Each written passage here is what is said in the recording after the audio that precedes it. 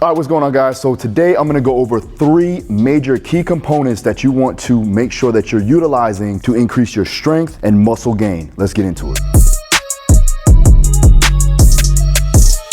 So when you're talking about building muscle and building strength, we want to put together a solid roadmap and a strategy that is based upon these 3 major key components. When you're looking at this pyramid, I got this one from Dr. Marek Health, shout out to him. When you're looking at the pyramid of muscular and strength building, we want to look at 1, the adherence of the actual program. So you have to make sure that what you're putting together is going to allow you to adhere to it and keep you consistent along the path of whatever you're trying to accomplish. Another thing is going to be what we're talking about today, which is the volume, the intensity, and the frequency of your actual training.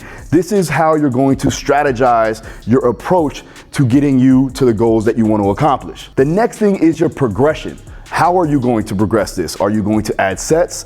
Are you going to add weight? So on and so forth. This is going to be more along the lines of your tactics. Exercise selection is another key component that you want to look at, and that's going to be more from the execution side. So you have to make sure that whatever you're putting in to the actual program, the exercises are going to be good for you and you feel them when you're trying to build muscle and build strength. The next one, rest periods, right? How much time do you need in between each training session and also in between each exercise so that you can recover, so that you get the most out of that exercise and the most out of the day too as well. And then the last one is tempo, right? Time under tension is gonna be key also for improving on muscular hypertrophy. Another time when you're looking at tempo, you're looking at speed, all right? How fast you're moving an object to increase your force production or your rate of force, whether that be for explosive power or for this instance to build muscle. First one, we're gonna talk about intensity, right? The intensity isn't a feeling. It is a mathematical equation or a formula based upon the amount of resistance used while you're training. So when you're talking about intensities, you're looking at percent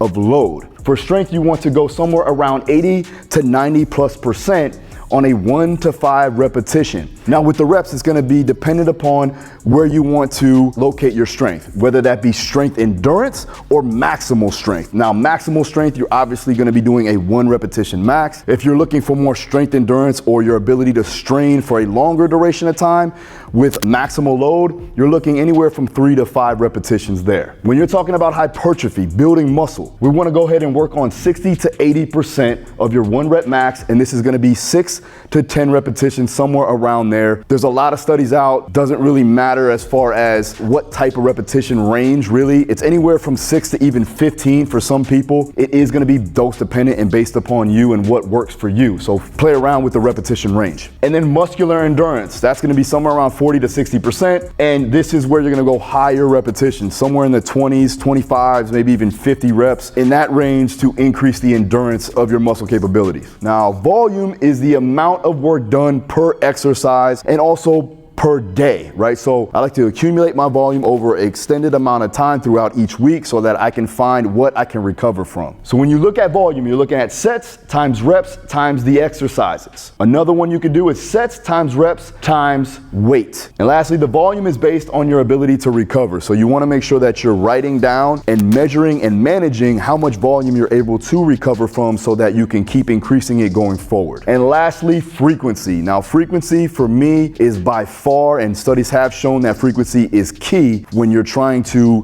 build and grow and get stronger. So the amount of sessions in a given cycle, right? That's gonna be based on your recoverability or the recovery time. Some people can recover in 48 hours. Some people can recover in 24 hours. It just depends on how much volume and how much intensity you actually go for. You also wanna look at the starting point. Usually it's gonna be around 3 to 4 times a week. That's what I start my beginner to intermediate lift lifters, and then from there you can start to progress it going forward. So we want to start somewhere around 3 days a week and then progress it as we get better. This is also going to go into progressive overload. So we want to challenge ourselves. Each week you want to progress either in weight or you want to progress in your sets and in your repetitions, depending on what you're trying to accomplish, whether it be strength hypertrophy or muscular endurance. You can use AMRAP sets or as many reps as possible to test and retest your strength or your hypertrophy that you've built for that given percent of load. So let's say, for instance, you did an AMRAP set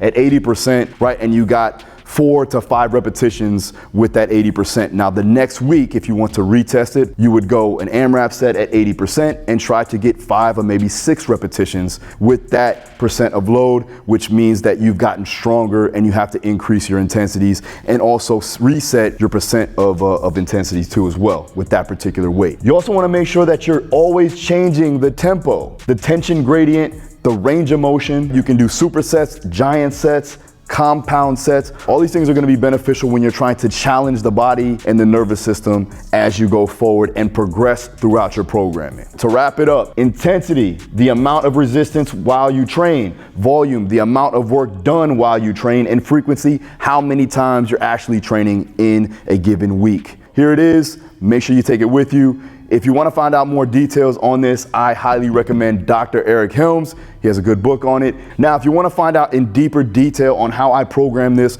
for combat sport athletes and field-based sport athletes, you can check out my mentorship program. The link is down below to sign up for the course. It's a 3-month course and you get all of this and more. So there it is. Hope you like it. Subscribe, hit the like button. See you again next time. Peace.